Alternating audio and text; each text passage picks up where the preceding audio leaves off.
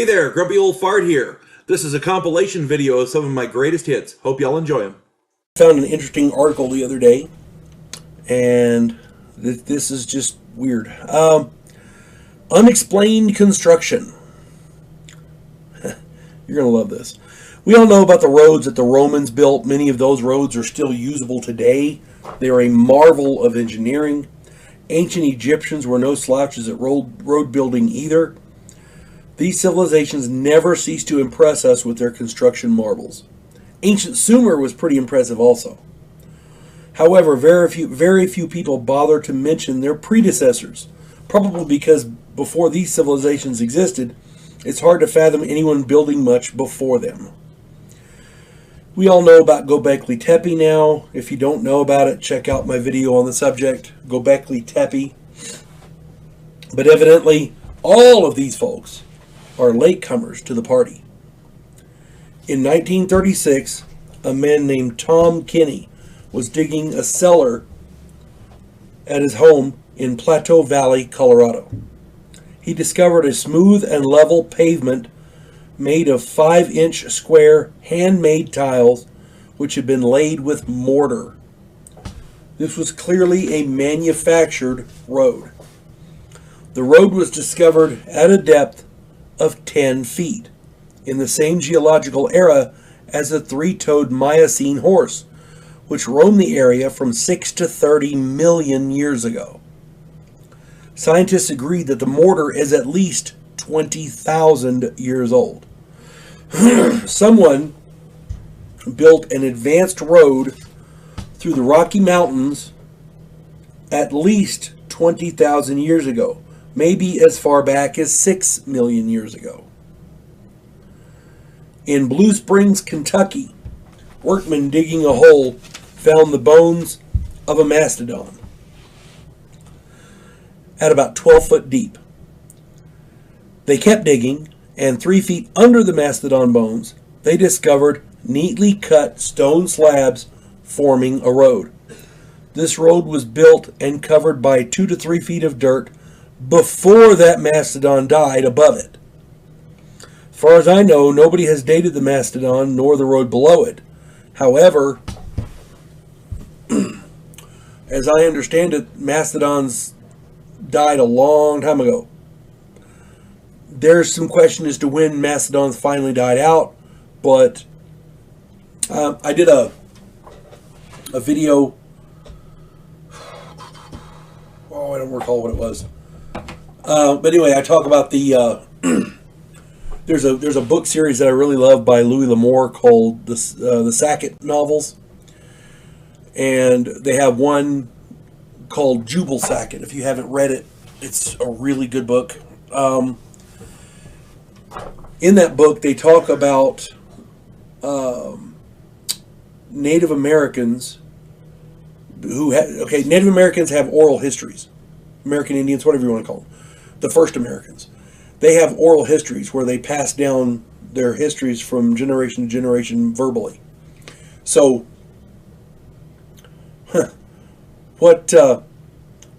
they have oral histories of their ancestors hunting mastodons, and it wasn't that long ago. I think if you work out the math, it's something like 12 to 1,500 years ago, that kind of thing. So we don't know exactly when mastodons died out. This particular one was 12 foot deep. How many centuries does it take to pile on 12 feet of dirt? You see what I'm saying? 3 feet below that, they found another road. So somebody built a road, and over time it got covered up by 3 feet of dirt. A mastodon died there, and then another 12 feet of dirt. You see? That's a long damn time ago. That predates the Roman Empire, by the way. There's a man named Michael Cremo. He wrote a book called Forbidden Archaeology. I highly recommend it. It's a difficult read. The guy's not an author. He's a scientist. He's an archaeologist. So it reads like a journal as opposed to a lot of technical terms. It's difficult to get through, but I highly recommend that you do it because that's a really damn good book. What this basically boils down to is the official story of man on this planet is bullshit. It's absolute, all of it is absolute horseshit. The reason I say that is, how many people have figured out about have heard about this road that was built something like 10,000 to 6 million years ago across the Rocky Mountains? How many people have heard about this road that was under a mammoth buried under 12 feet, under 15 feet of dirt? You see what I'm saying? You haven't heard about that. Nobody has. Why? Science, the quote-unquote scientists, are ignoring it. And why are they ignoring it? Because it doesn't fit their narrative. Don't ask me why. But the official story is bullshit. That's all we do know. We may not know what the truth is, but we know when somebody's pissing down our leg. That's all I got to say. The Great Sphinx. The Great Sphinx. Everyone knows about the Great Sphinx. It's a wonderful creation carved by someone on the plains of Giza near the Great Pyramids. We thought the Egyptians did it, but maybe not.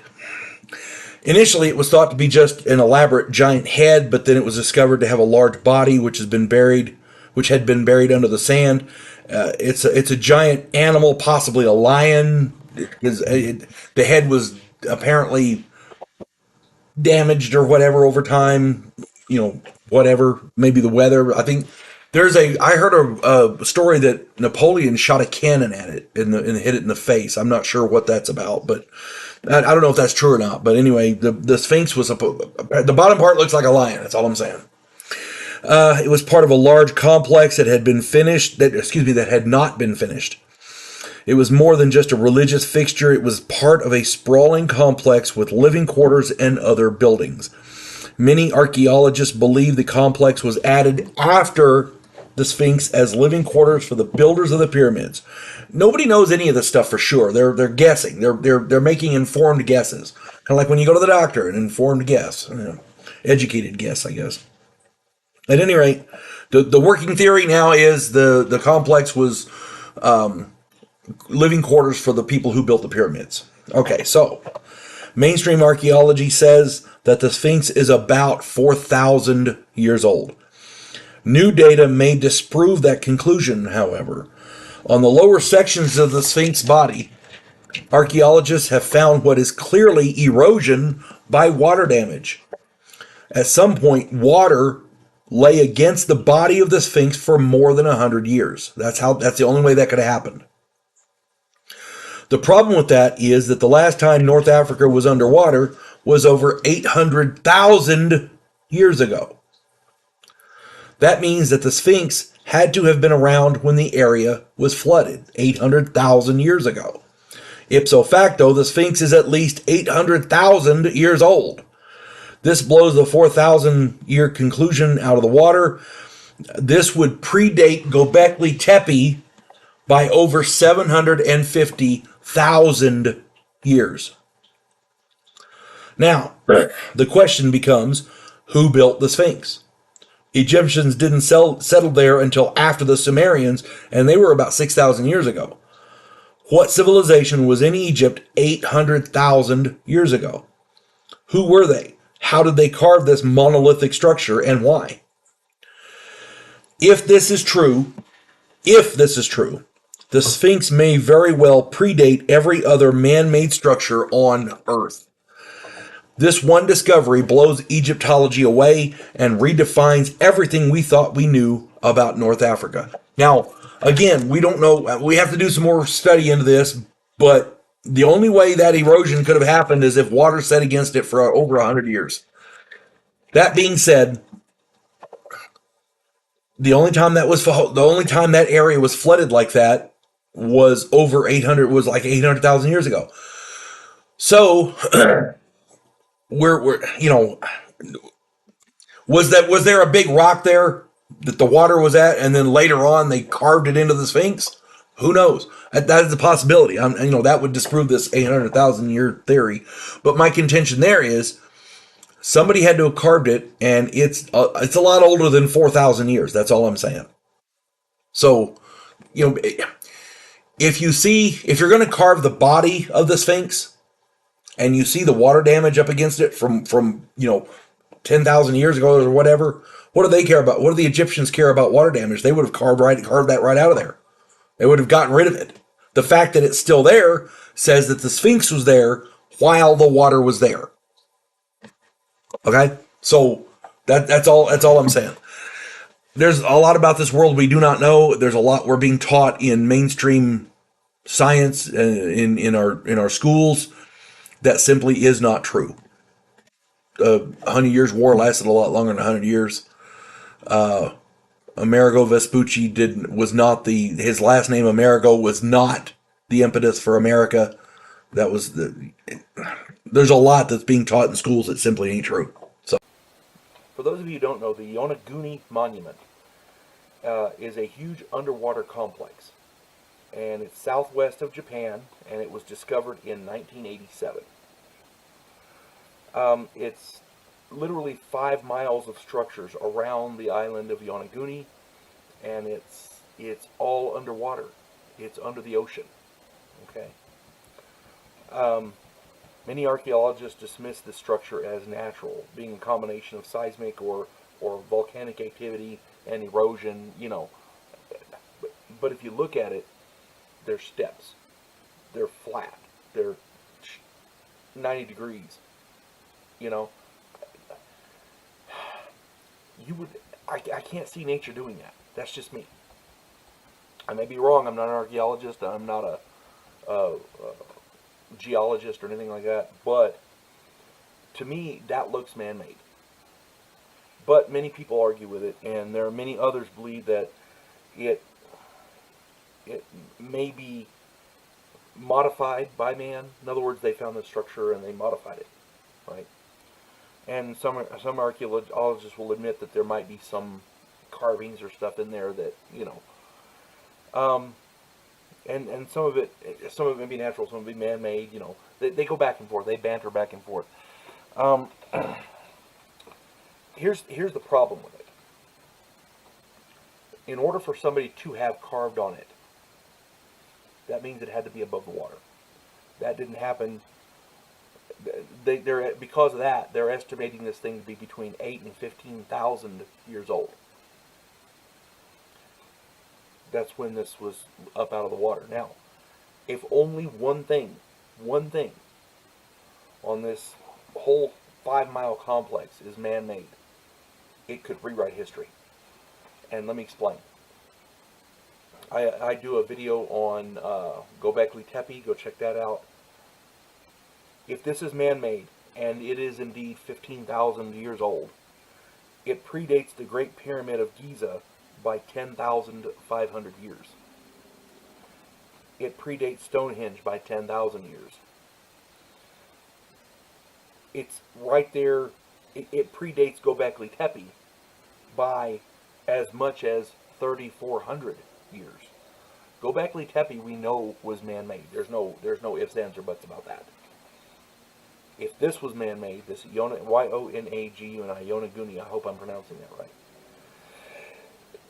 If any of this was man-made, it had to be done between 8 and 15,000 years ago, when it was still up above the water. If it's 15,000 years old, it's older than Göbekli Tepe. And that pushes back the dawn of man even further. I make some good points, at least I think they are, on that video with Göbekli Tepe. Go check that out. And the part that irritates me is if the entire complex is man-made, the people who did this weren't much more than cavemen. They could barely be called hunter-gatherers. You know what I'm saying? I mean, we're talking cavemen, living off of scraps kind of thing. I guess technically hunter-gatherers would be the thing, but my point is, a lot more primitive than the people that made Göbekli Tepe, and those people had to invent, as I understand it, had to invent agriculture to do that. So, a long damn time ago. The part I find annoying with this is when they see something like this, mainstream archaeology dismisses it as it's either a hoax, or it's not real, or it's natural phenomena, whatever. But then you find Göbekli Tepe and they go, holy crap, we can't dismiss this. This is, you know. So now they're scrambling to find excuses why it fits into their paradigm. They have a story that they're standing by. They're called their paradigm. And rather than allow this new information to alter the paradigm, they're trying to say, well, this is a hoax, or it's not as old as we think, or blah blah blah blah, to make it fit their paradigm. When you're doing an investigation, you follow the evidence, you follow the clues. You don't have an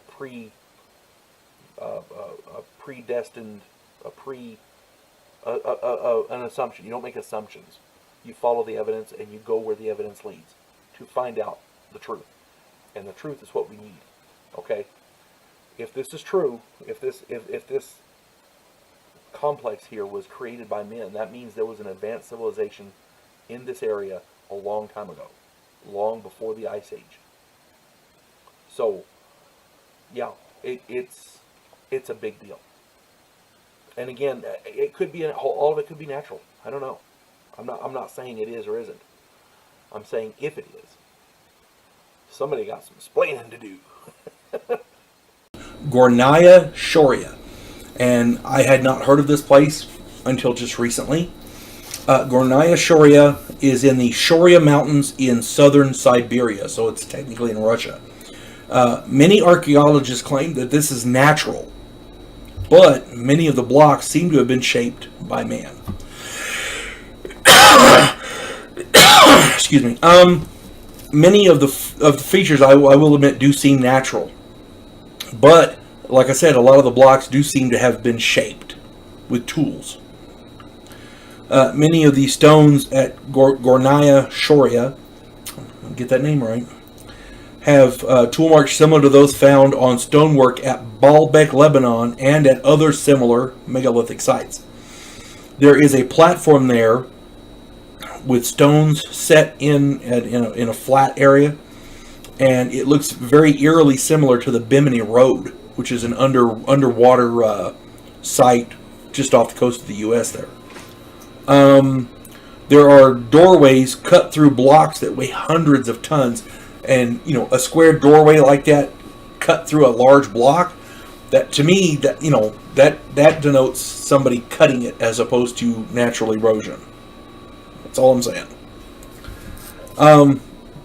Excuse me. Now, mainstream archaeology seems to want to dismiss this site as all natural formations, but if you take a look at the uniformity and the precision of the blocks,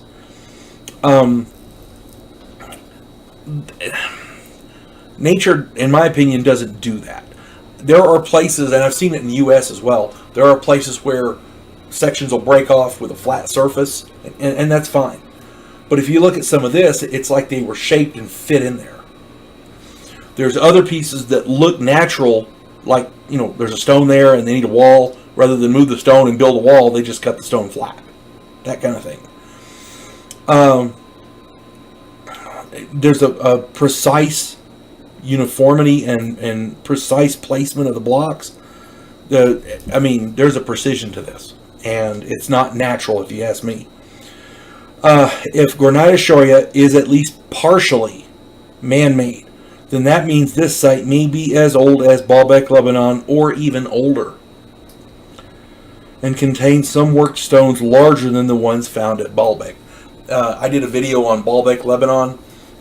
They have stones there that weigh in excess of 1,000 tons, and those particular stones were carved out of a quarry in Egypt and transported there. And if I remember correctly, it's something like 1,000 miles they were carted to Baalbek, Lebanon.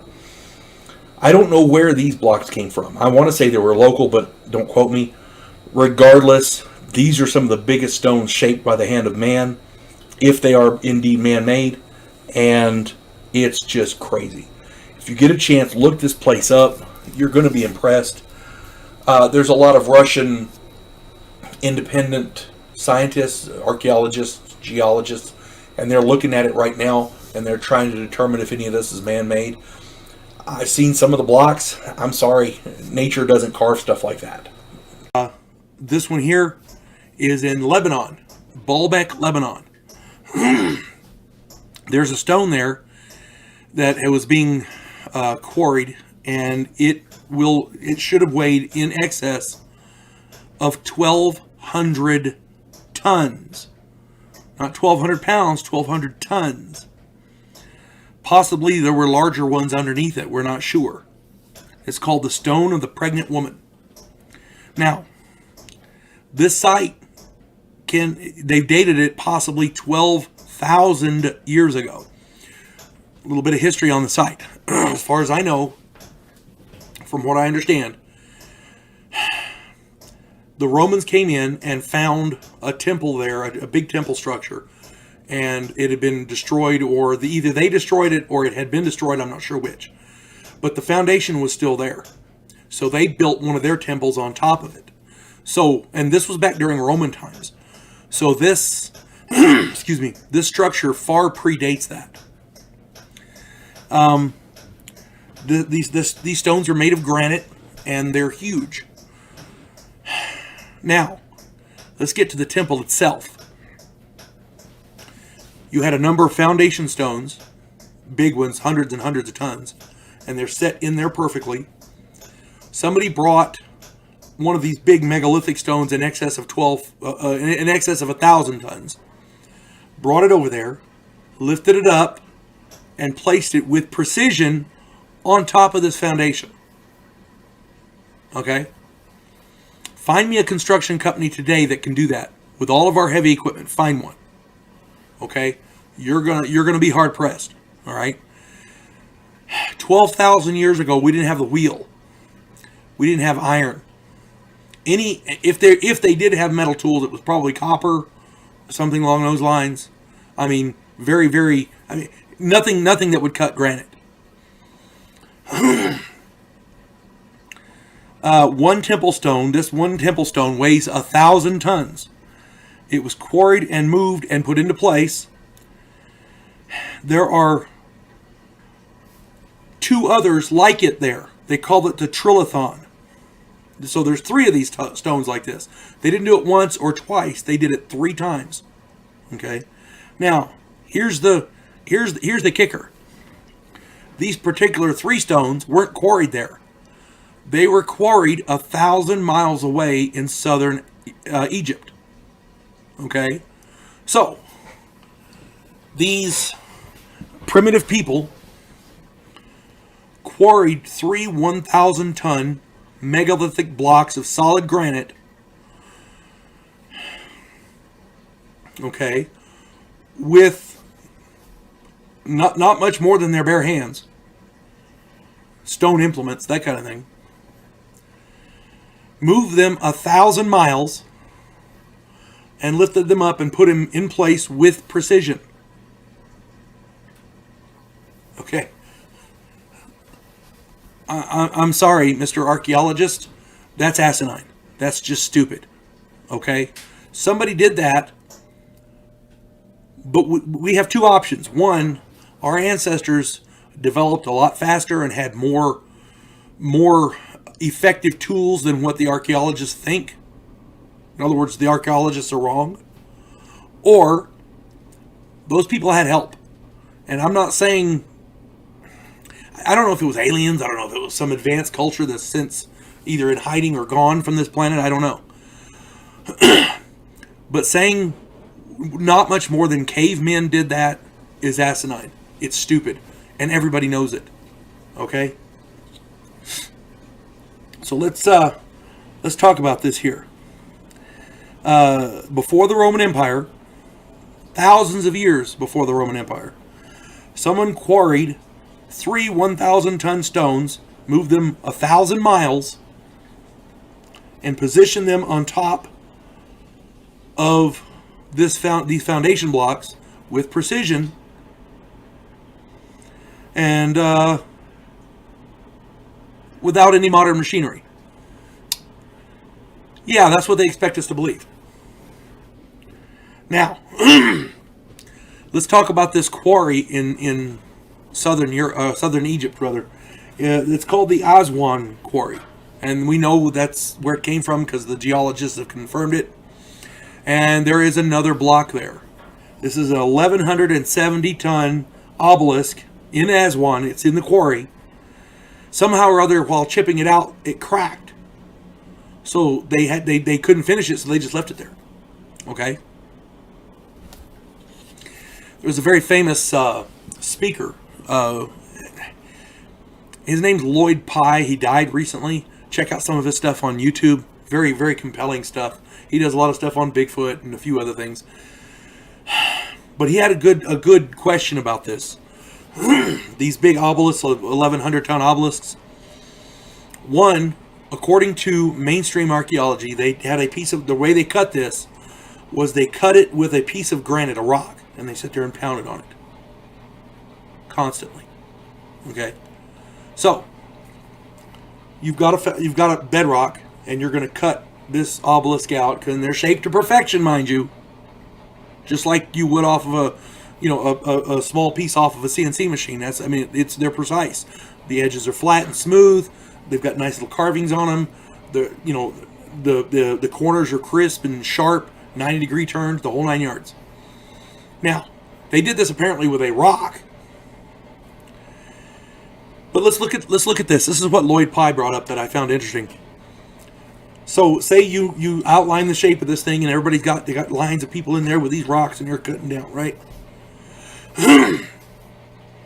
This piece of granite is still attached to the bedrock underneath.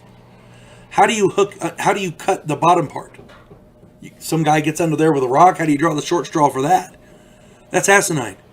The thing weighs 1,100 plus, 1,170 tons. It boggles the mind how stupid some of these archaeologists think we are. If you're going to cut that off of there,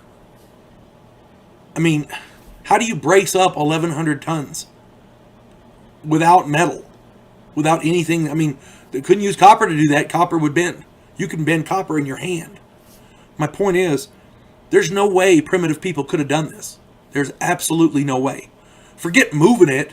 Forget lifting it up and setting it down with precision. How do you cut granite to precision with a smooth surface, sharp lines, exactly, several of them exactly the same shape, without modern machinery, without the wheel, without... it boggles the mind. But yet that's what we're expected to believe. I have my own theories on that. Most of them deal with the fact that every time archaeology says they know something, they end up having to revise it. Because they don't know what they think they know. They're teaching it in schools, but they don't know what they think they know. There's a site in Turkey, I mentioned this in other videos, called Göbekli Tepe.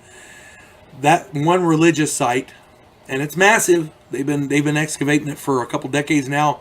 As far as I know, they got, I think, 2 or 3% of the whole thing uncovered. But this thing pushes back the dawn of man 5,000 years. But it's still, that in and of itself still doesn't account for these stones at Baalbek, Lebanon. Okay? It's ridiculous. These are some of the biggest stones on the planet that have been shaped by the hand of man, and we still have no idea how they did it. Call up a construction company, any construction company anywhere in the world, and ask them what it would take to lift a 1,200-ton monolith and place it with precision on top of a foundation. See how loud they laugh at you. Göbekli Tepe. This is one of those sites that just boggles the mind. And I mentioned this in those other videos. It pushes the dawn of man back another 5,000 years, at least. 5, 6, 7,000, whatever. Excuse me. A little bit of history. Back in 1994, a farmer was plowing his field, and he found these stones sticking up out of the ground. He tried to dig them out, and found out that they're bigger than he thought they were. So he starts telling local people, and they call in some archaeologists, and they find this site, Göbekli Tepe. Now, apparently they knew about it for some time, but they didn't think it was They thought it was just an old campsite or something. I'm not sure what they thought, but they weren't excavating it. And then this farmer finding these huge stones kind of perked their interest. So now they're excavating it. They got ground penetrating radar. They're doing the whole 9 yards of this thing because, let me explain about this. Göbekli Tepe in Turkish means, it's found in southern Turkey, by the way. I don't know if I mentioned that. It means potbelly hill. Excuse me. It is 11,600 years old. It predates Stonehenge by 6,500 years. It predates the pyramids of Giza by 7,100 years. So it makes the Egyptians look like young farts, as it were. It's 50 times bigger than Stonehenge. This is a massive religious complex with multiple stone circles, the whole 9 yards. When I hear stone circles for religious, a religious site for stone circles, I think of Chaco Canyon, but that's because it's New Mexico. But this is much older than that, apparently, much older. This site, Göbekli Tepe, is perfectly aligned to north-south. Perfectly aligned. And on the stones, these massive stones, there are carved reliefs of animals from across the world. Not just in that area, but from across the world. And when I mean reliefs, I don't mean somebody got in there and carved an animal symbol into the stone. I'm talking the stone's there and there's a raised relief of an animal. And they're pretty good carvings. I mean, this is some advanced stonework going on here. Okay? Now, people say, well, I don't understand what the problem with that is. People have religion. People are, okay. So let's discuss the people who made this. According to mainstream science and mainstream archaeology, the people who did this were hunter-gatherers. They had no formal, there were no cities. There were no social structures, per se, no advanced social structures. So, let's discuss this in a little bit in depth here. These hunter-gatherers gathered and organized a massive labor force. So when you're talking about if you have 1,000 people working on something, you have to have more than 1,000 people supporting them, logistics, delivering food, delivering water, that kind of thing. So, supporting them, cutting the stones, that kind of thing. Moving the stones. They cut and quarried stones with precision. This massive labor force did this. And so far we're teetering on the edge, but it's not too bad.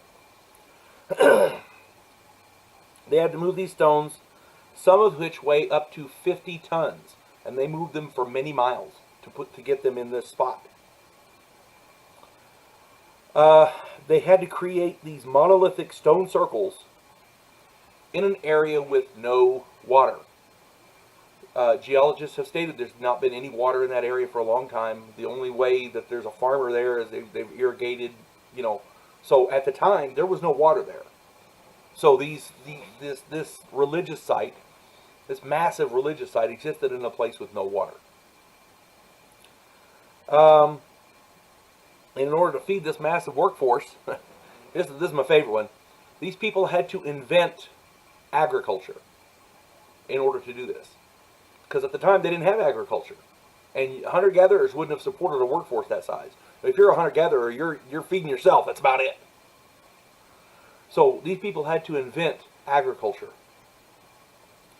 Then they had to find a way to get water to these people. Anybody who's ever hauled water weighs a lot. Milk, I think it's 7 pounds per gallon. The water is going to be about the same. So you're talking maybe, in that range. And a person drinks several gallons of water a day.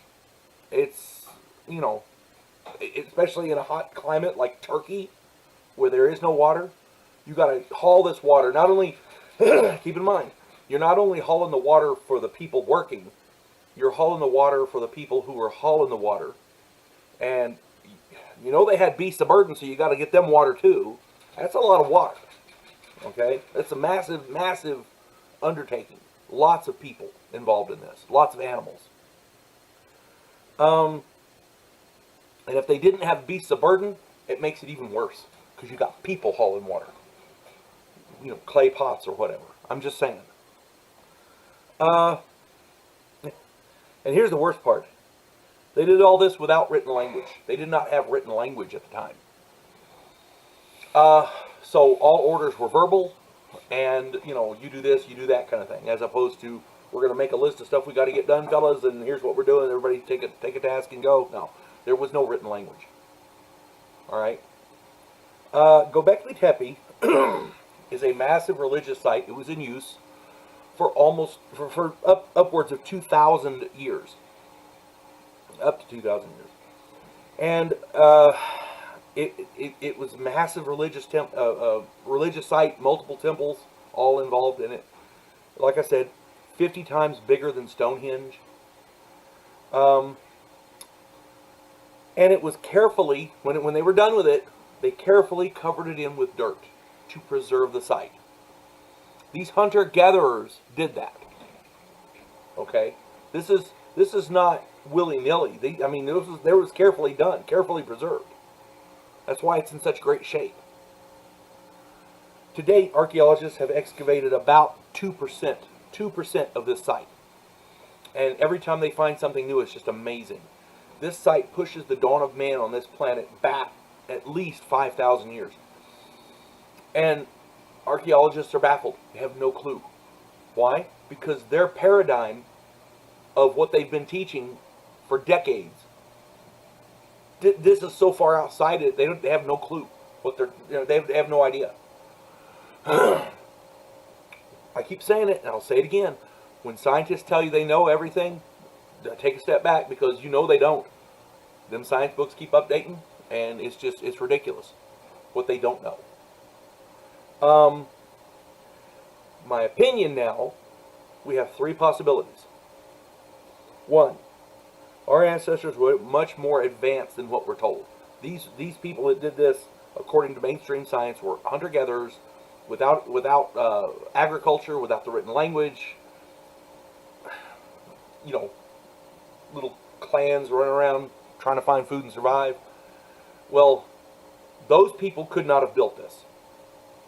So either we were more advanced than what the scientists believe, or our ancestors had help. And like I said, maybe there was an advanced culture that did it and then disappeared. Somehow, some cataclysm or whatever. I don't know. Maybe there was aliens. I don't know. But somehow or other, this site got built. And if it wasn't the hunter-gatherers that the scientists claimed they were, who was it?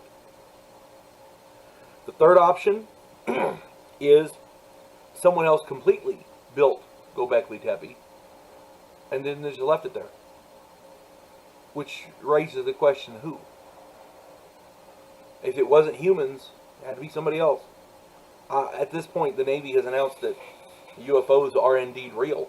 If that's the case, maybe our ancestors were visited, like Eric von Daniken said. Who knows? Again, 11,600 years, we don't know what was going on back then. The fact that this exists and scientists are baffled tells you they don't know what happened back then. They're bumfuzzled as we are.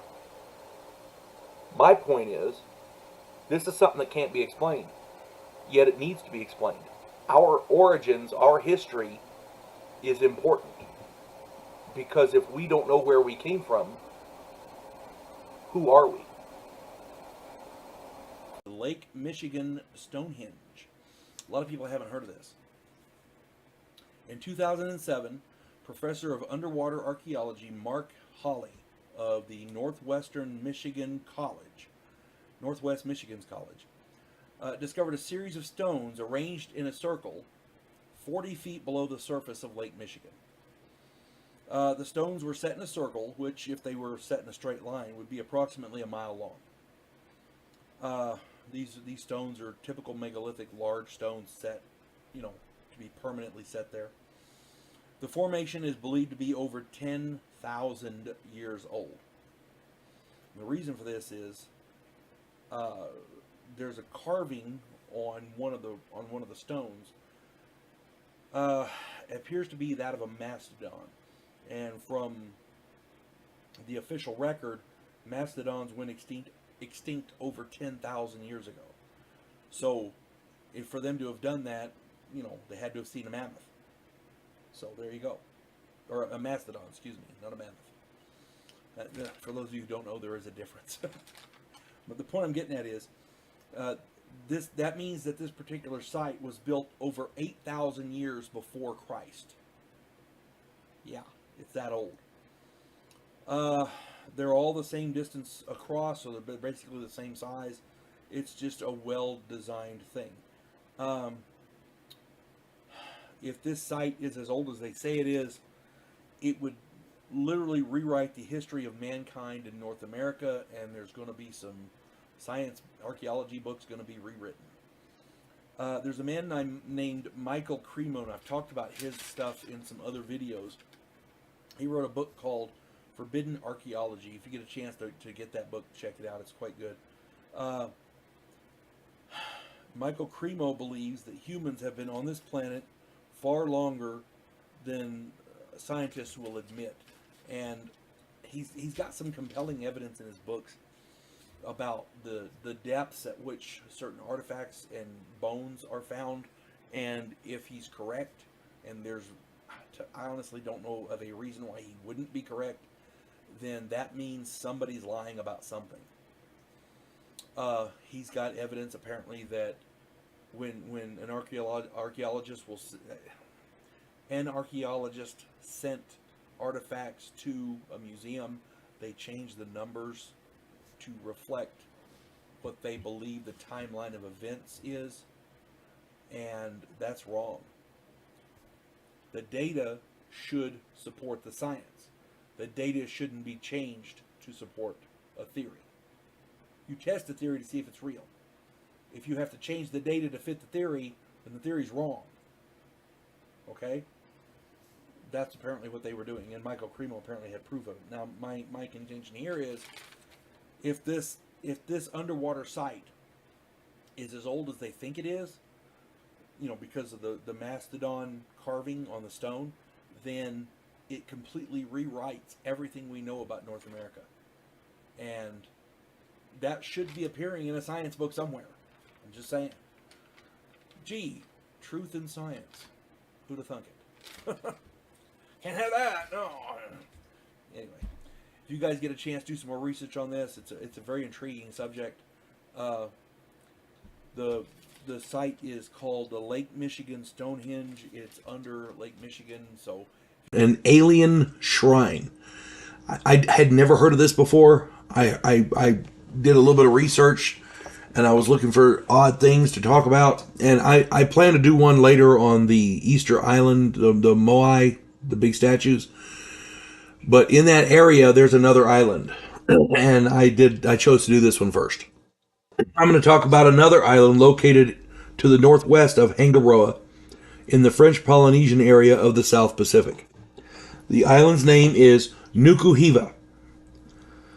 On that island sits a very interesting site called Hemahua Tahua. Hemahua Tahua. Hope I'm pronouncing that right. Hemahua Tahua is full of statues of beings that aren't even remotely human. They don't look human at all. They may be bipedal, but that's about it for the similarities. These statues more closely resemble reptilians, humanoid reptilians.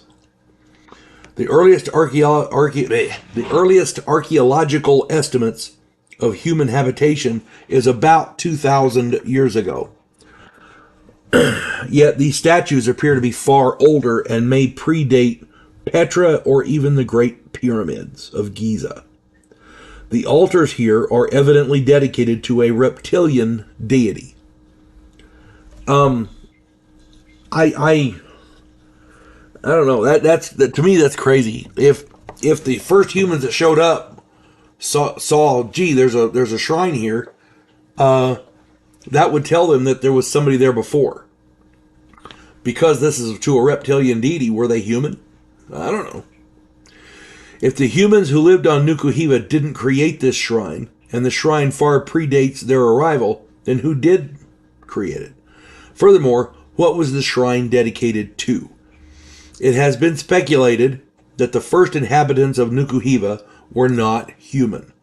Local legends tell of bad people who lived on the island, but fled into the ocean or into the sky, depending on which version of the story you hear. Is this shrine dedicated to an ancient alien deity by a race of beings no longer seen on this planet? Who knows?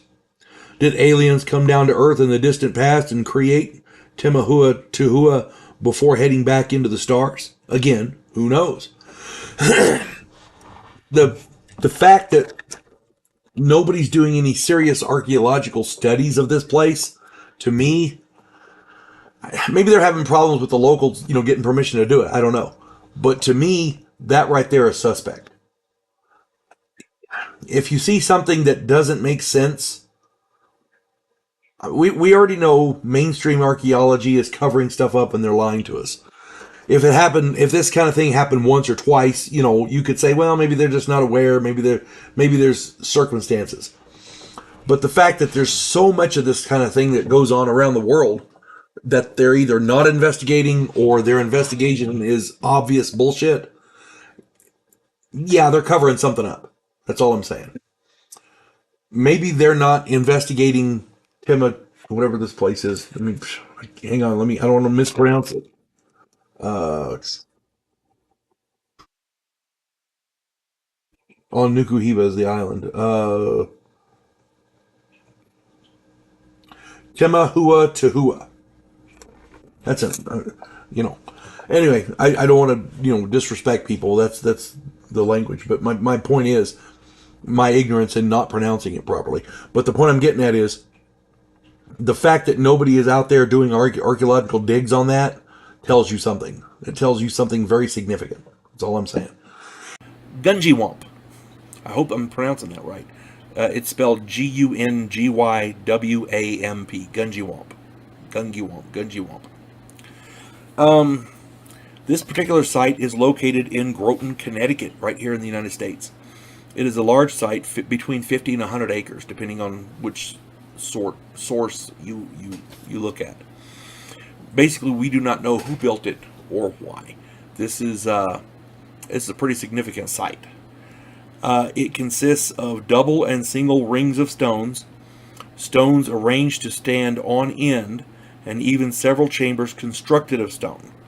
There are also more than a dozen cairns, meaning cairns, stacks of stones, as it were. This was a significant site for many, many reasons. Archaeologists have found that the first Americans used the site, but they believe the construction of the site took place much earlier. And the reason they believe that is artifacts found there dated as early as 2000 BC. That's 4,000 years ago. There's lots of theories about who built this, and I'll get into those here in a minute. But we really, really don't know who built it or why. It seems to be some sort of a religious site, but there's no proof of it. It feels like a religious site, but again, we don't know. One chamber, it's called the calendar chamber, is aligned to the astronomical equinoxes. I'll get it out in a minute. So it kept track of the seasons, as it were. Visitors to the site report, and this is one of the aspects. When you visit other megalithic sites around the world with the large stones and like that, you're left in awe. How did these people build this? How were they able to construct these massive sites? When you come here, it's not so much how did they build the site, because the stones, it's more, they don't use huge blocks of stone, but it's more along the lines of there's something at this site that's not normal. Let me explain. Visitors to the site report emotional and surges, I guess, for lack of a better word. People become very emotional. People start crying. People start laughing. It affects people's mental and physical bodies. And people who come here also have a lot of mental and physical problems. Something at that site is affecting the human physiology. We don't know what it is. People become dizzy, nauseous. They have, like I said, uncontrolled crying. It happens usually around the calendar chamber. Now we're going to get into some of the theories, because a lot of these are weird. A lot of people think they were Celtic explorers from pre-Britain, from Britain, but Britannia, excuse me, before, maybe between the Roman Empire and the formation of Great Britain per se, during the Dark Ages or whatever, in that time frame, maybe. So they think maybe Celtic explorers came over here and built it for whatever reason. Some people are claiming maybe it was the Druids, possibly during that time, either during that time frame or earlier. There are some people who believe that there was an ancient civilization in North America that predates the migration of the first, what I call the first Americans, the Native Americans. Predates them, and they think maybe they built it. I don't know. I have no idea. Nobody does. That's the thing. This wonderful site, it's beautiful. You got to see it. It's the way it's laid out, the construction, it's gorgeous. And it was obviously built for a function. We just don't know what the function was. Over time, Native Americans, first Americans have been using it, but it predates them. So we have no idea what it is. I called this a megalithic site, but I'm not sure if actually it could be considered megalithic because it doesn't use large stones like that. But it definitely predates, it's an ancient site, we know that. So Mohenjo-Daro. Now, this is a weird video, and a lot of my videos are weird, especially the unexplained ones. But there's a reason this is an unexplained video. Nobody can explain it. So here we go. In the Sindh, Sindh province in southeast Pakistan, in the Indus Valley, sits the ruins of the ancient city of Mohenjo-Daro. Mohenjo-Daro was a very advanced ancient city boasting sanitation and many other traits which is very unusual for a city from that time. Like I said, sanitation and other things. Mohenjo-Daro is about 4,000 years old, so that's pretty advanced for 4,000 years ago. This puts it on the map about 2,000 years before Christ walked the earth. Okay, this city was 2,000 years old when Christ was born. So keep that in mind. Scientists doing excavations, archaeologists and like that, scientists have found evidence of a very powerful blast which destroyed part of the city. They're finding evidence like vitrified pottery, fused, melted and or vitrified bricks, calcified and vitrified skeletons in positions which suggest instantaneous death. They're locked arm in arm, that kind of thing. Whatever happened very quickly. All of this evidence suggests a sudden blast of between 4,000 and 5,000 degrees, because it takes that kind of heat to do that to the pottery and the brick and clay and like that. Now keep in mind, nothing natural could produce such heat instantaneously in the manner we see at Mohenjo-Daro. They're saying that a meteorite hit, but other than the heat, there's no impact crater. You see what I'm saying? So it's hard to have a meteorite hit without an impact crater. It would have had to have been some sort of a detonation in air for a meteor, but even then you would see evidence in the surrounding area, and it's not there. So whatever happened at the city. India's ancient Vedic texts speak of the kingdom of Lanka. The city of Lanka was destroyed by weapons of the gods who used the power of the sun. This is detailed in the Indian epic of the Ramayana. Could Mohenjo-Daro be the kingdom of Lanka? If so, it would explain what happened at the site. The Vedic texts talk of the weapons of the gods being energy weapons using the power of the sun. To me, that sounds an awful lot like nuclear weaponry. They didn't have nuclear weaponry back then. You're absolutely right. But another city, I'm going to try to say this correctly, Tal El Haman, in the Jordan Valley near the Dead Sea, shows evidence very similar to this, but also includes an area of sand fused into glass. This type of effect was found at the Trinity site where the atomic bomb was developed. The bomb detonates, and the area under it, the sand is fused into glass. Okay? It was at the Trinity site. It's at this place, El Haman. We don't know. We just don't know. Check out my video on the Tunguska blast as well. That one is freaky. There are a number of questions which need to be answered. Did ancient people have access to nuclear weaponry? I don't know. Ancient people, when we say ancient people, we're talking about humans on this planet. Maybe the ancient people weren't from this planet. We don't know. Did meteors do all of this unique damage? Because that's not what happened at the Trinity site. Were their ancient gods just really, really pissed off? Who knows? According to modern scholars, many of the ancient Indian Vedic texts,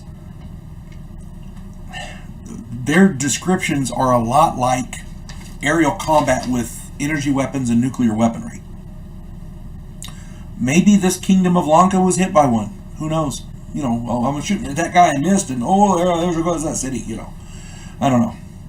Those of you who don't know, Nan Madol, Nanmadol, Nan Madol, is an archaeological site adjacent to the eastern shore of the island of Pohnpei. I'm going to say it's pronounced Pohnpei because otherwise it sounds like Pompeii over there in Greece, and it's not. Pompeii was a city where Vesuvius erupted and covered it up, and they're doing archaeological sites there. This is different. This is an island called Pohnpei, Pohnpei. I'm going to call it Pohnpei, to differentiate. I don't know if that's the correct pronunciation, but there it is. Nan Madol is now part of the district of Pohnpei State in the Federated States of Micronesia. It is in the western Pacific Ocean. It's west of the Marshall Islands and northeast of Papua New Guinea. It is literally in the middle of the ocean.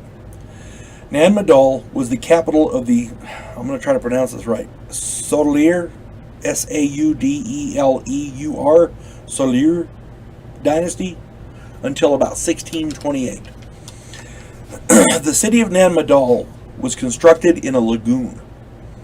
It consists of a series of small artificial islets, linked by a network of canals. The site, with its stone wall enclosure, encompasses an area of about 1.5 kilometers long by about 0.5 kilometer wide, and it contains almost 100 artificial islets. These small islands are platforms of stone and coral fill. So they made these platforms and they filled them with coral, and that's how you get the island on there. These are artificially constructed. The name Nan Madol means, quote, within the intervals, or in between, I've heard it called. But it was originally called Saun Nan Lang. I hope I got that right, which means reef of heaven. The mystery of this island is that the megalithic structures that make up the city, the walls are constructed of basalt logs. These logs were moved from miles away on the island of Pohnpei, where volcanic lava cooled in vertical pillars. So they form these natural logs. These logs are stacked, log cabin style, and that's how they made these things, these structures. The average weight of each stone is about 5 tons, with some weighing in as much as 25 tons. The stones and columns are so heavy that conventional or mainstream scholars have yet to determine how they were moved, how it was built, or who even built it. No technology existed on the island capable of hoisting them. The population was never numerous enough to reasonably be able to build it. On top of that, they theorized that they put these basalt logs on bamboo rafts. So the problem is nobody can figure out how to build a bamboo raft capable of supporting a 1-ton basalt log. Some of these are 25 tons. You see the problem? It doesn't work.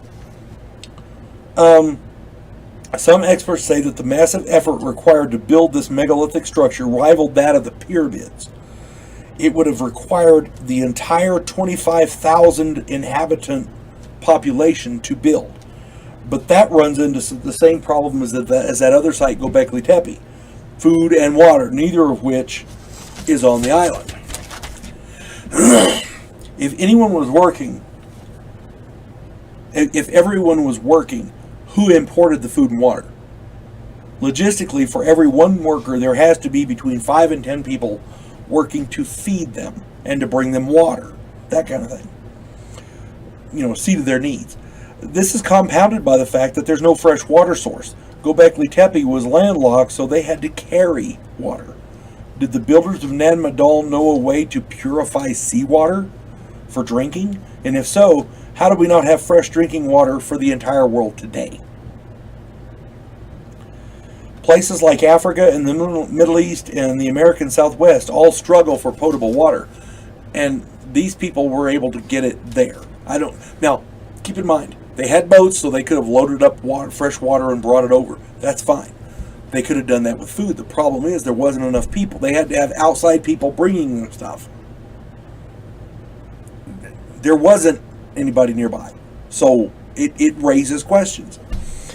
Let's talk about moving these massive stones. Remember, 5 to 25 tons. Modern archaeologists have failed to move a 1-ton stone with comparable technology.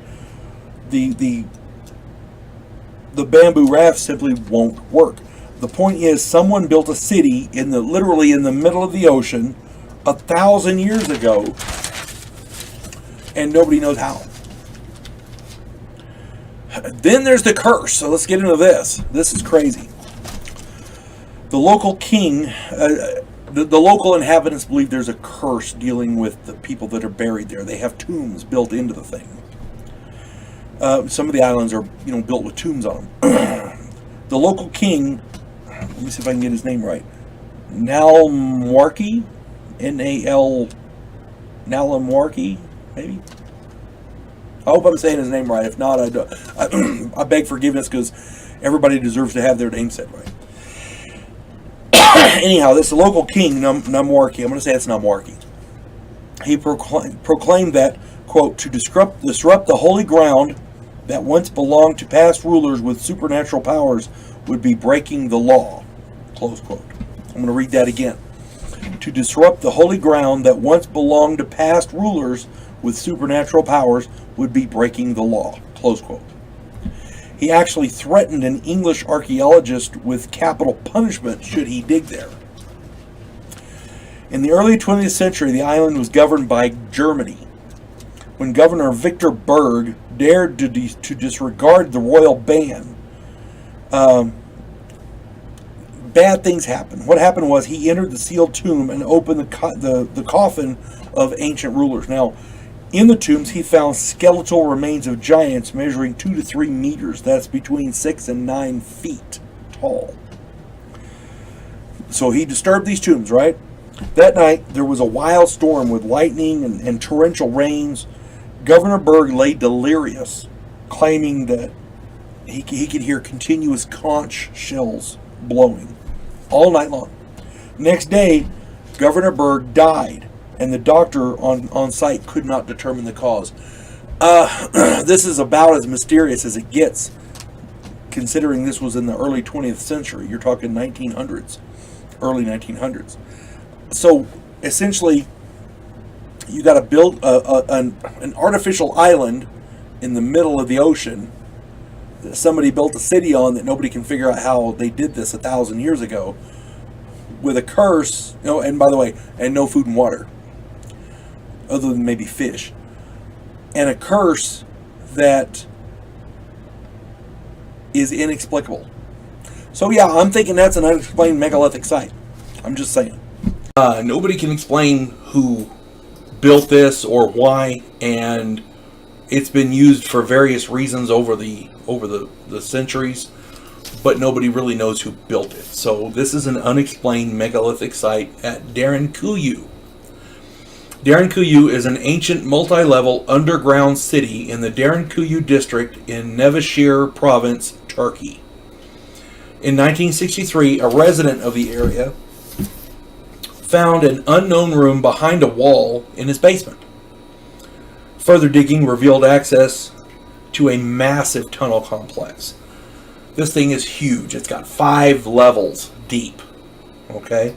The doors are large stone doors, allowing the city to be closed off from the outside. Furthermore, each floor can be closed off from the others.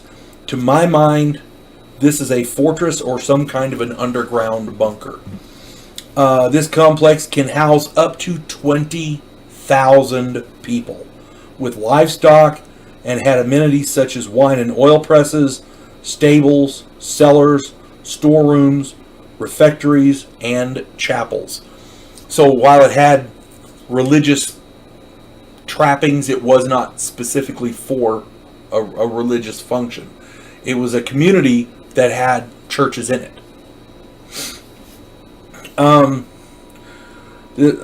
This is just, it was well designed and engineered. It has stood the test of time for over thousands of years. It's an architectural masterpiece. The stairwells connect the lower 3 floors, but not the upper ones. The upper ones, I think there's ladders and stuff, but stairwells connect the lower 3.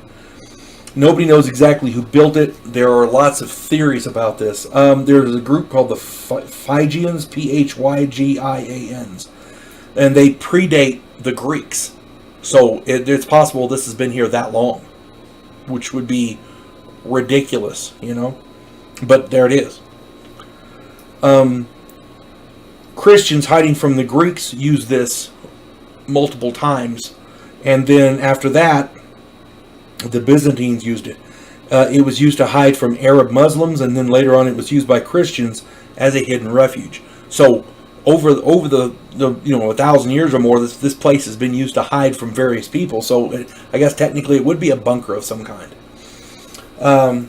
Now keep in mind, Derinkuyu is not the only such complex in the area, but it is the largest that we've found. I want to say Ancient Aliens did a thing on this, and they theorized that because it's an underground bunker, it would be ideal for hiding from aerial craft, spacecraft, whatever that were searching for them. And that's a possibility. I'm not going to dispute that. But the way it was designed for long-term living. So if this was whoever was after them, they expected them to stay a while. So who knows, But again, nobody knows who built it, and this place is massive. I've seen pictures of cave systems that with hidden passages going down to the next level, and where you can go down there and pull the stone over and it's hidden. Plus, the way it's designed, it is designed as a defensive thing, so that if you go down and somebody's trying to get down the same way, it's like a choke point. It's an easily defendable position. Whoever built this was militarily minded in that aspect. So if you get a chance, look some of this stuff up on online.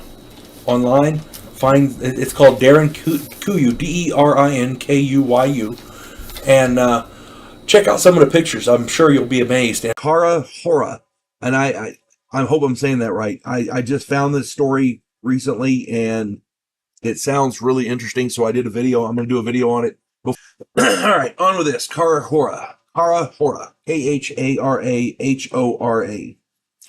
In 2011, Russian speleologist. He's a guy who explores caves. His name is Arthur Zhimikov. Discovered an astonishing underground site which shatters our understanding of ancient humans' histories. On the Karahora mountain peak, Zhimikov found a deep, narrow vertical shaft made up of parallel stone slabs, which were perfectly geometrical. The walls are straight and polished. 130 feet deep, it opened up into a wide underground hall. It is 118 feet tall and constructed of large megalithic blocks fitted together at right angles with minimal gaps. From the entrance to the bottom was around 350 feet. The architecture and construction techniques are very similar to that which was found in the shafts of the Egyptian pyramids, specifically the Grand Gallery at the Pyramid of Khufu. The blocks are almost the exact same size. It is believed that the structure contains even more undiscovered chambers deeper inside the mountain. There are no other cave systems in the world with polished, flat, parallel walls, rectangular blocks, with straight edges, some sort of solution to cement the blocks together, and the complete absence of oblique cracks. This is not a natural cave. Somebody built this. The blocks used in this construction are estimated to weigh about 200 tons. Someone used these megalithic stone slabs to construct this place deep underground, thousands of years ago. Due to the many narrow passages, it is not believed that this structure was meant for human habitation. It has possibly some kind of technological purpose. The chambers inside the Egyptian pyramids were not meant for human habitation either, so that kind of goes along with it. The many chambers deep under Karahora, serve a purpose, but we do not know what. Just like the Egyptian pyramids. Somebody built that for a reason, we just don't know what. Many theories have been proposed, some believe that this structure is possibly the underground part of some long-lost pyramid which used to sit on the mountain peak. and that's a possibility. I mean, who knows? Others believe the ancient peoples were attempting to make this peak into a pyramid. They were trying to carve this mountain peak into a pyramid, which there was another guy in Bosnia. He found a pyramid in Bosnia which was made out of a mountain. At least that's what he claims. And I wouldn't put it past him. I mean, it's one thing to haul stone blocks. If you've got a mountain that looks like a pyramid, you can carve stuff into it. That seems easier, you know? It's easier to carve stuff out of a mountain than to haul hundreds of tons worth of blocks from point A to point B. There is a constant flow of air throughout the underground structure in Karahora, especially from underneath. This leads many to believe it was a ventilation system of some kind. There are sites all over the mountain which show signs of stone being quarried thousands of years ago. So it's possible they didn't have to go far for their stone. An interesting aspect of this mountain is that evidently the Nazis of World War II were aware of the structure and were trying to find it. Or at least they knew something was there and they were trying to find it. Zhimikov found the site by studying documents from World War II. The Thule Society, which is the mystic esoteric group, they were big into the occult, they believe that this structure may be the entrance to the legendary city of Shambhala. Nazi swastika symbols were found carved in the stones across the region. It is possible that they were close to finding this structure. Oh, there is no documentation to say they actually did find it. Highlight that part. The Thule Society, their researchers had come across the numerous ancient legends of underground cities which have persisted in the region for generations. Being obsessed with the occult, these legends must have had them chomping at the bit to find this place. Another weird aspect of this story is that before any significant research could be undertaken on this structure, Arthur Zemikov was killed by a hit-and-run driver in 2015. Viktor Chernobrov, another researcher, died of cancer 2 years after visiting the site. 3 other people associated with the site died under mysterious circumstances. Is there a curse on this structure similar to the ones allegedly in the tombs of the pharaohs? Is it possible that there are forces at work trying to keep the structure obfuscated? Maybe some secret society or descendants of the Thule Society even? Maybe some occult group with designs on the structure? Who knows? I would surmise that the odds of all of these deaths occurring in the time frame allotted from such diverse causes might be pretty long indeed. At any rate, many thousands of years ago, someone used 200-ton slabs of stone perfectly quarried and fitted together with a substance to cement them together to build an underground structure with precision and purpose. To say we don't understand who or why or how it was done, given our current level of scientific and technological achievement, is ludicrous. Every time someone finds something that doesn't fit the scientific narrative, they are ridiculed or ostracized or otherwise done away with. Michael Cremo wrote a book titled Forbidden Archaeology. I've got it in there on my bookshelf. Where in this book he theorizes a cover-up of our real history on this planet. And there's mounting evidence to prove that. I tend to agree with his assertion. If you've not read Forbidden Archaeology, you really need to. It is a difficult read. Michael Cremo is not, he's not a fictional author. He's a scientist. The book that he wrote it reads a lot like a scientific journal. It is difficult to get through, but the information in there will have your jaw will drop. The amount of things that they found that don't make sense and they don't fit the official narrative. It's just crazy. Longyu Caves. In June of 1992, farmers in Longyu, China were draining the water from 5 small ponds in their village, and these ponds turned out to be 5 large man-made caverns. These are also called let's see if I can get this right, Xiaonanhai, Xiaonanhai. Xiaonanhai stone chambers. I butchered that, I apologize. There are 24 sandstone caverns here. These caves are huge. The average floor area is over 1,000 meters square per cave, with heights of up to 30 meters. The total area is in excess of 30,000 square meters. These caves are all finished in the same manner with a series of parallel bands about 60 centimeters wide. And these bands contain chisel marks. So they were this whole place was fashioned by people. It's not natural at all. These caverns are over 2,000 years old. There are no records as to who dug them or why. And if you look at them, they're gorgeous. The finish on them, the architecture, the layout, they're just gorgeous. If you see pictures of these things, you're going to love them, I promise. The level of architectural skill and planning in the construction of these caves is massive. The people who built this were not chintzy. They knew what they were doing. The problem is, we have no idea who did it because there were no records. If there were records, they were destroyed.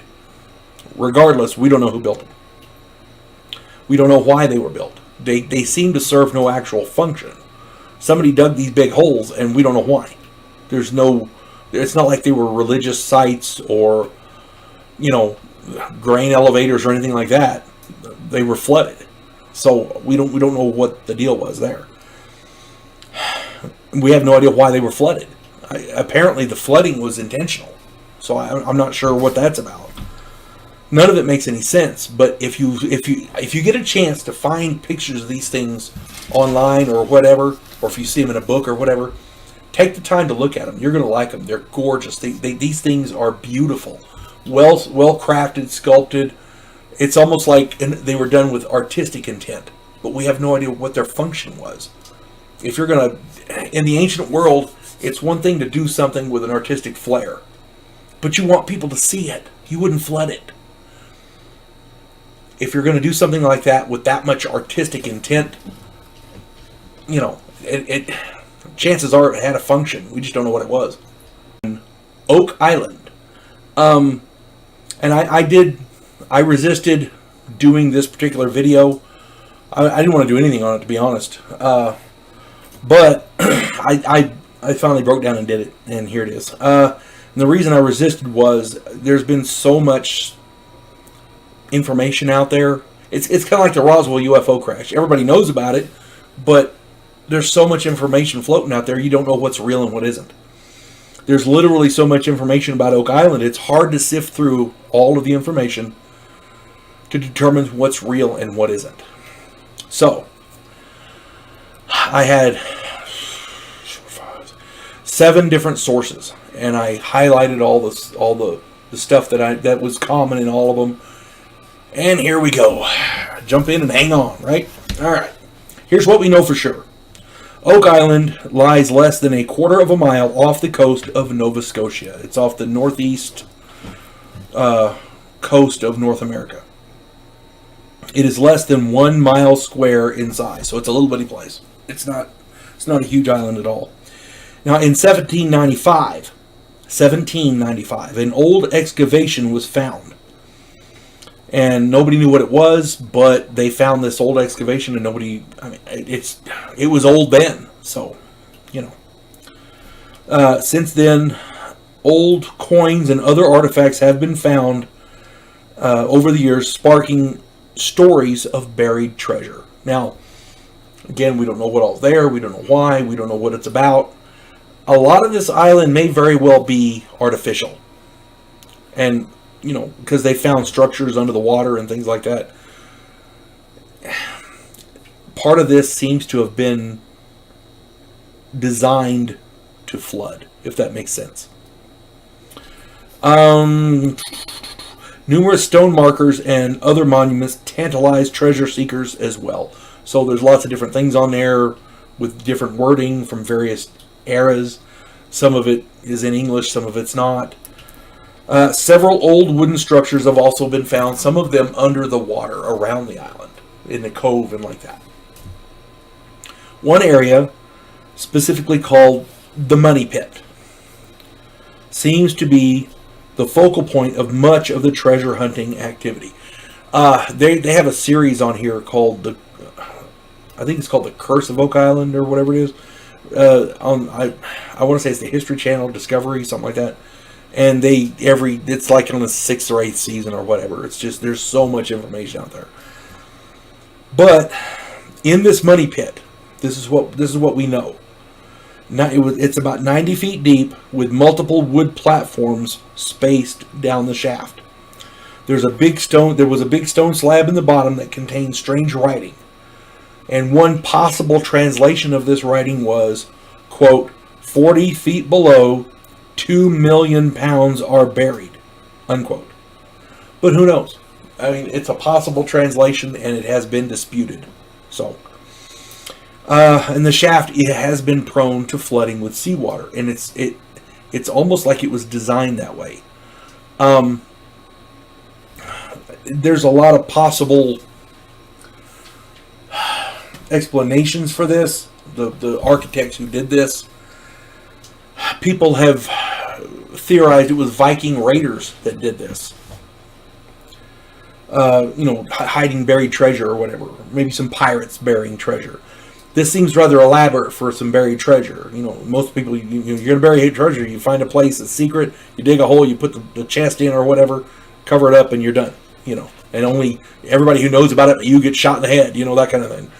That's the standard story for pirate buried treasure. But they dug this shaft down with platforms and the whole 9 yards, with a stone thing in the bottom, and God knows what else. Some people theorized it had something to do with the Knights Templar or the Freemasons. Other people have theorized they were Chinese explorers. There was another story where the British took some treasure from Havana, and it wasn't exactly on the up and up, so they went to hide it somewhere. And I'm broadly paraphrasing the story, and they went and hid it on Oak Island.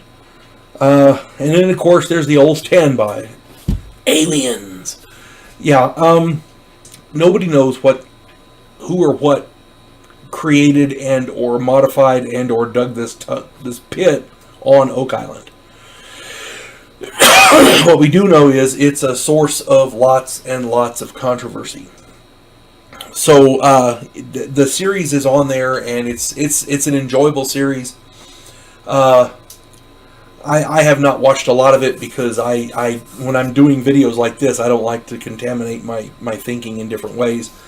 And I don't know how much of that is real and just for entertainment. So, and I'm not saying any of it's fake. I'm just saying, So if you get a chance, check out that series as well. So that's Oak Island. Maybe somebody will get lucky and find 2 million pounds buried somewhere. You never know. On Easter Island. In the eastern part of the South Pacific sits an island. This island is claimed by Chile and is also known as Rapa Nui. This is Easter Island. Experts disagree on when the Polynesian inhabitants first reached the island, but most agree that it was settled between 300 AD and 1200 AD, somewhere in that range. Without going too in-depth on the history of the island, a series of devastating events in the 1860s reduced the population significantly from 3,000 to about 111. That population has recovered, growing to about 7,750 today. What makes Rapa Nui famous in modern times is the statues positioned all around the island. These statues, called moai, number 887, so there's almost 900 of them. They are monolithic statues carved between 1100 and 1680. Each one of them represents the head of a family line, a chief or whatever. These statues are carved primarily from tuff, which is solidified volcanic ash. This tuff is only found in one place on the island, so the statues had to have been moved from there to the site where they were installed. And that in and of itself doesn't sound that bad. The issue with that is that the largest moai ever raised on a platform weighs 90 tons. Several similar sized statues were moved elsewhere on the island. So these people were moving 90-ton statues. Moving them by hand would likely damage them. So to this day, we still don't know how they moved them from point A to point B like that. It's crazy. How did the Rapa Nui move such statues? Many people have suggested different ways that they might have been moved, but none of these were known to the inhabitants. Legend has it that the moai walked from the quarry to their destinations under their own power. Modern-day Rapa Nui inhabitants do not know how the moai were moved, but since most of their learned people were lost during the 1860s, it is possible that the knowledge was simply not passed down. That's perfectly understandable. That being said, it is possible that the method used is simply unknown to modern man. Those statues were moved one way or another from the quarry to their sites. That is a fact. They had stone tools that could have carved it. The carving is not the issue. The moving is the issue. Initially, it was thought that these were just heads, but it turns out that most of the bodies were buried over time. I don't know, at this point nobody knows if the inhabitants buried the statues up to their necks or if this was a natural dirt piling on over years. But to me, to me, it seems like that much dirt being moved, because these things are huge, that much dirt being moved, they were buried up to their necks. Why they would do that, I have no idea. To me, it would be simpler just to carve a head and put it there.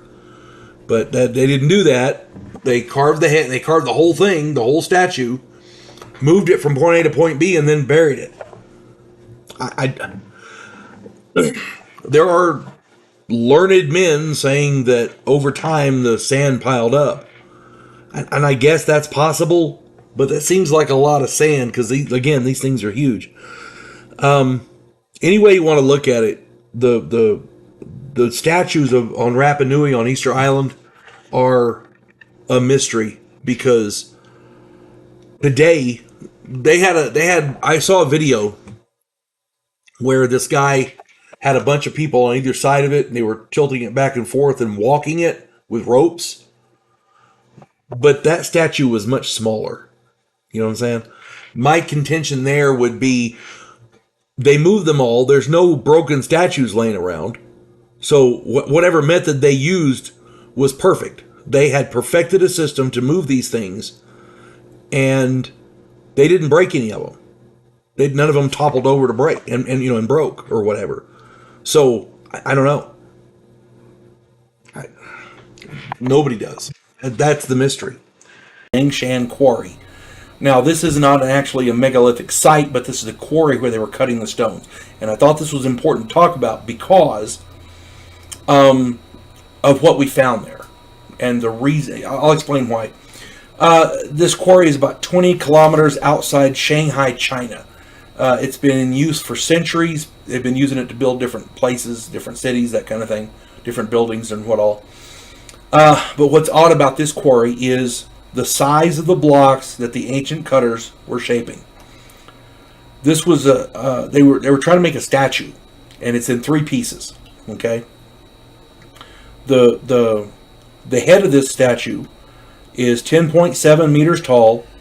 It weighs it is 20.3 meters wide, and it is 8.4 meters thick, and it weighs 6,118 metric tons.